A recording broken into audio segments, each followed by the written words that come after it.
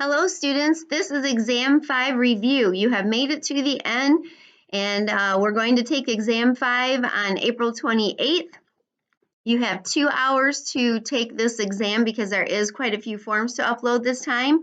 And again, 100 points, no notes, no demos, nothing but your sticky note or 3x5 card with your formulas for the two ratios on it. All right, so let me just run through what is going to be on the test. Again, you'll have a review in Canvas. There's going to be straight line depreciation that you will calculate and journalize, units of production depreciation that you will calculate and journalize.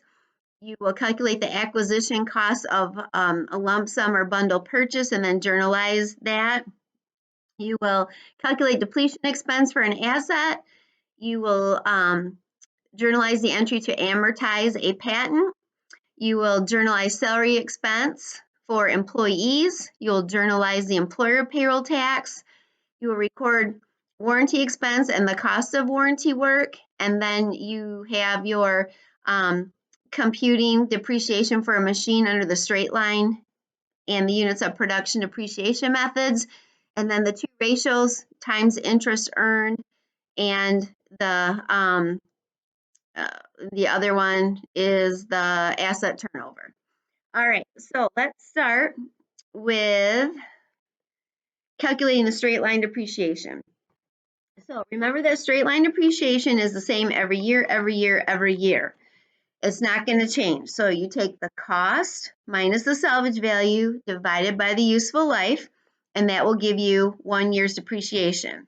So that's going to be that same depreciation for year after year after year. So if you look at exercise 10.4, this gives you the straight line depreciation for an asset, and that costs $43,500, salvage value $5,000, and its useful life is 10 years. So the amount that you get for this, in this case, it was $3,850, is going to be what you are going to use as your straight line depreciation. For units of production, I'll go through the same one here as well. This is exercise 10.5. You're going to take the cost minus the salvage value, but instead of dividing by its useful life in years, you're going to divide by how many units that machine is able to produce during its lifetime. So in this case, the asset was $43,500, salvage value of $5,000, and then 385,000 units should be able to be produced during its lifetime. That gives you a depreciable rate of 10 cents per unit. In the second year in this problem, 32,500 units were able to be completed or produced, and so you multiply that by your depreciable rate of 10 cents, that gives you 3,250. So again, you take the cost minus the salvage value, divide it by the units that is to be able to produce during its lifetime. That gives you the depreciable rate, multiply by the number of units it did produce during the year, times the depreciable rate, and that will give you that year's depreciation. So with the units of production, you do need how many units that it produced overall, that it can produce overall, and how many units it produces each year. So that's how we calculate that. All right, bundle purchase or lump sum purchase. We had exercise 10.3, and then you also had problem 10.1a. So I'll go over problem 10.1a, and then again, you can do the B problem if you want to for extra practice. Now, in this case, there was 4 items that were among a purchase of a factory and or a company, building and vehicles and so on. So this is the building, the land improvements, and vehicle. The appraiser came in and gave the estimated market value for each of those assets. And then for this one, for problem 10.1a, the bundle purchase was $900,000. So what you're going to do here is you're given the estimated market value or appraisal, and that was $960,000. To get the percent of the value, you take the individual assessed value of the asset and divide it by the total, and that will give you the percent. And so in this case, it was the building divided by the total gives you the percent, and the land divided by the total gives you the percent. The land improvements divided by the total gives you the percent, and the vehicles divided by the total gives you the percent. These need to equal 100%. Then you're going to take the cost, 900,000, multiplied by the percent, and that will give you what the building costs out of the 900,000. The cost, again, times the percent for the land will give you what the land costs out of this bundle. The percent times the purchase price will give you what the land improvements cost out of this bundle price. And then the vehicles, the percent times the total cost will give you what the vehicles cost out of that bundle. You add these all together, and that's going to be the amount that you purchased it for. It should equal that. So that in this case was 900,000. To actually journalize the purchase of or the acquisition of the assets, you're going to list them each individually and put those in the debit column, total it up, and your cash credit is the amount that you paid, in this case, 900,000. So that's 10.1a. You can do the B problem for more practice. Okay, the depletion expense for an asset. I'm going to look at quick study 10.13. Now with this one, you don't have to, in this problem, tell me the journal entry or write down the journal entry for the purchase of the asset. You don't have to do that. I just want the depletion amount here. So again, you take the cost minus the salvage value and divide it by the amount of tons or pieces or whatever that's going to be able to be gotten out of this mine. In this case, it was a mine, so 1,000 tons.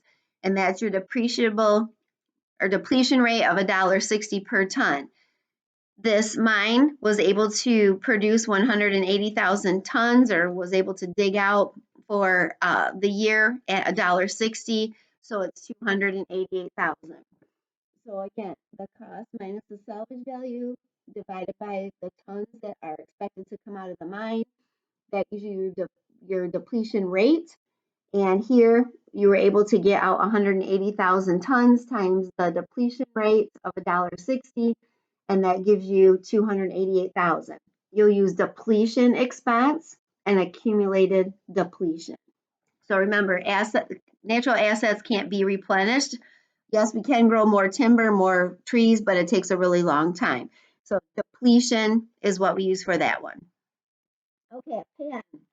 When we purchase a pen and we're going to calculate out the item for a intangible asset, I'm going to use exercise 10-21 for your example. This is for a copyright, which is another intangible asset, but this one for the test will be a patent. Again, you're not going to show me the journal entry for the purchase of it. All you're going to do is show me the amortization for this. So in this case, the copyright was purchased for $418,000. Useful life is 10 years. So the amount is going to be $41,800. Amortization expense, accumulated amortization, your amortization expense is your debit, and your accumulated amortization is your credit for that. So again, you're going to journalize the entry to amortize a patent. Okay, let me go to the payroll problems. Now, in the payroll problems, you will be given the Social Security percent. You'll be given the Medicare percent, so 1.45 for Medicare, 6.2% for the Social Security. You'll be given those numbers. I will also give you the rates for FUTA and SUTA, so for the federal and state unemployment. Federal tax will be given as well, so you don't have to calculate that out either. So a good example for you to kind of look at. And again, I'm not worried about the math. I think you'll do fine with the math. It's going to be remembering the titles. So to journalize the employee's payroll tax or the salary expense, you're going to start with salary expense. Then you're going to list Social Security tax payable. Then you're going to list Medicare tax payable. then you're going to list employee federal income tax payable. If there is health insurance, that's going to be employee health insurance premiums payable, and then you're going to end with salaries payable. So in this case, the gross wages were $800, that's your debit. Here are your three payables, Social Security, Medicare, and a federal tax. Those go in the credit. And then you're going to take the salary expense minus the deductions, and that will give you the net pay or the salaries payable. Remember, you can use salaries payable or wages payable, wages expense, or salaries expense. Either one is fine. Now, remember that we match the Social Security and Medicare dollar for dollar, cent for cent. The employer has to match what the employees have taken out. So what you'll want to do is just go ahead and use those same numbers that you got for the journalizing entry for the employees for the employer. I will also put into the test, again, the percentages for the federal and state unemployment, the FUTA and SUTA, and also all employees will not have met the $7,000 maximum for that. So the four titles are payroll tax expense, Social Security, Medicare, FUTA, and SUTA. And again, you can abbreviate those. So again, for this example, you're going to have your payroll tax expense, your Social Security, your Medicare, and then your FUTA and your SUTA, your state and federal unemployment. Remember that your state and federal unemployment match your Medicare and Social Security are matched dollar for dollar, cent for cent. And then your federal and state unemployment are going to be based off of the gross pay. And you again will take that number and multiply it by the two different percents and put those here. Again, watch your rounding rules on all the calculations. Add up your four credits, and that's going to give you your debit for your payroll tax expense. So again, very important that you do that. So that's exercise 11.8 and 11.9 for the journalize your salaries expense for the employees and journalize your employer payroll tax. I'm not worried about the math, just remembering the titles I think is going to be the hardest part of this. I will give you again all the percents and the amount for the federal tax. Okay, warranties. One problem that we did for the warranties that I just kind of want to point out for calculating out your warranty, remember that this is setting aside money in case we do end up having warranty work. So this is exercise 11.12. I'm only worried about a couple parts here, basically part 1 and part 4.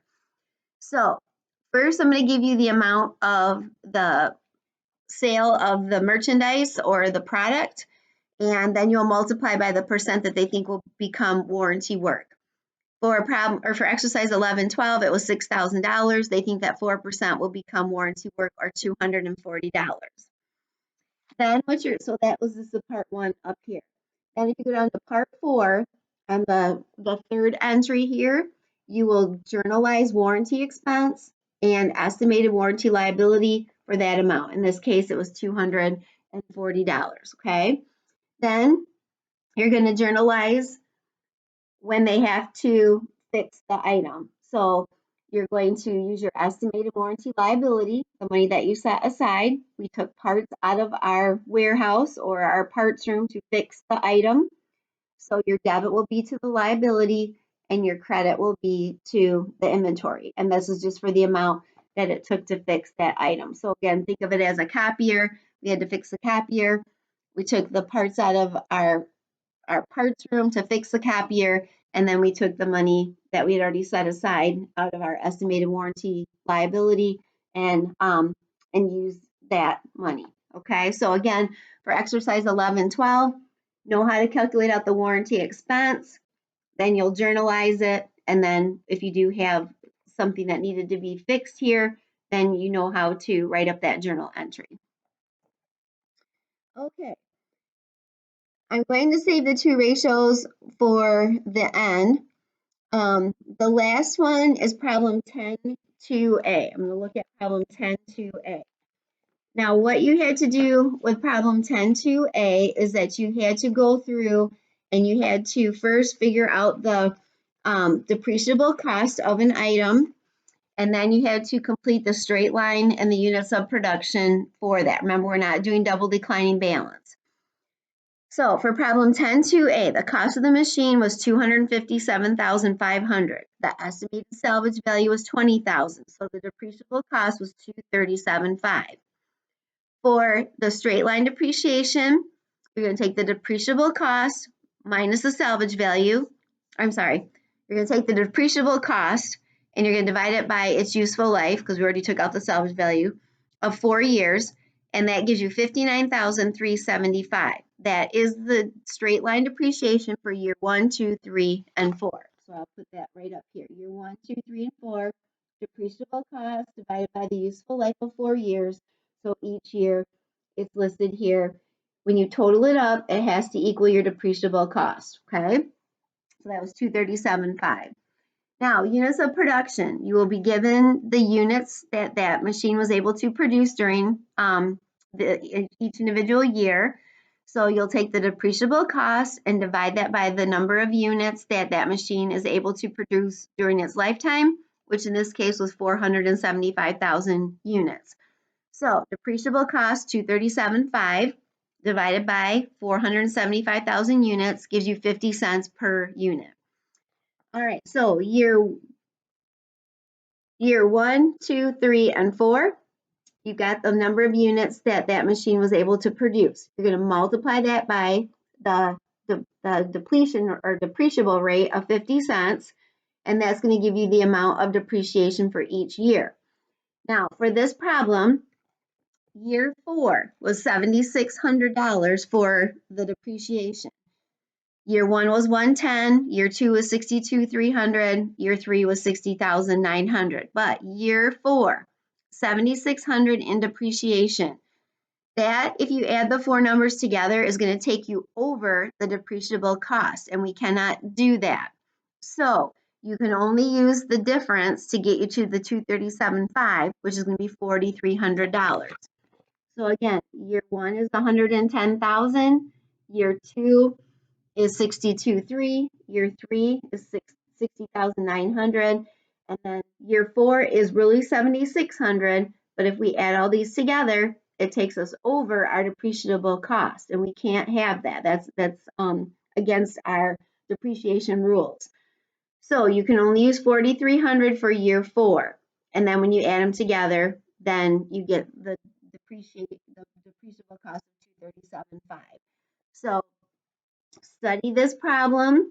Okay, I will give you a work area for this part here. Again, no double declining balance, so don't worry about that here. If you use the work area, great. If you don't, that's fine too. But you do need to show your straight line and your units of production for year 1, 2, 3, and 4. I highly suggest that you use your, make sure you show your work on everything here, so that if you get a couple things wrong, you still get some points. So I'll give you this work area here, but you don't have to use it. If you do use it, make sure your final answers get up here in your units of production. Straight line again, every year is the same. Every year is the same for that. Okay, for our other 2 items is our ratios. I'll start with the asset turnover. Now with our asset turnover, what we have to take here is our net sales and divide it by our average. I got 2 problems here. Our net sales and divide that by our average total assets. So if I give you the average total assets, just use that number. If you have 2 years of total assets, add those together and divide it by 2. So for quick study 2-21, we had net sales of $14,800. You add together year 1 and year 2 and divide that by 2, and you get 0.8 times. Anico, in this case, the turnover is 0.8 times. The competitors are 2, so this company must perform better if it's to be successful in the long run. So how well we're using our assets to generate sales. So the actual ratios on page 373, So if you need to go back and look at that, please do. Now, the other problem for this is exercise 10-24. And again, you've got the net sales, you've got the year 1 and year 2 average total assets, and then you get your asset turnover here, 3.36. And then you've got year 3, this is net sales, and then you got year 2 and year 3, and then that's going to give you your turnover, okay? So 4.59. They did increase that from year 2 to year 3. That's great, but they looking at the competitors of 3, they're doing great because they're over that as well. So they've improved their performance, and it's currently superior to its competitors. Okay, then the very last ratio is going to be your times interest earn ratio. This is on page 404 in your book. With this ratio, it's the income before interest expense and income taxes divided by your interest expense. So with this last ratio here, we did have, I'm going to show you exercise 1119. So here is the amount of money before interest and income taxes divided by your interest expense, and that's going to give you the interest earned ratio. So you had the 4 companies here. You had the, again, income before interest and taxes, divide that by the interest expense.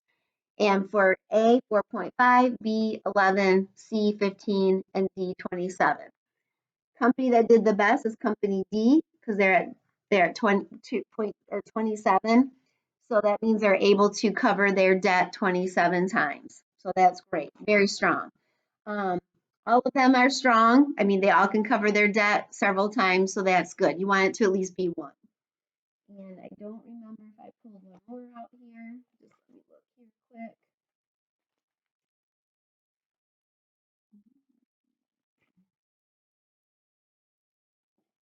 Oh yeah, and then quick study 1117. For quick study 1117, let me go back here to the book. And they give you the interest expense of $145,000, and then the income before interest expense and income taxes of $1,885,000. So at the top part here, we're going to put our income before interest expense and income taxes, and then the bottom number is our interest expense, and that gives us 13 times. Competitors are 4, so they've got sufficient income to cover their interest obligations. All right, that is the last exam review. Again, you can have your 3x5 card or your sticky note, or jotted down the ratios for the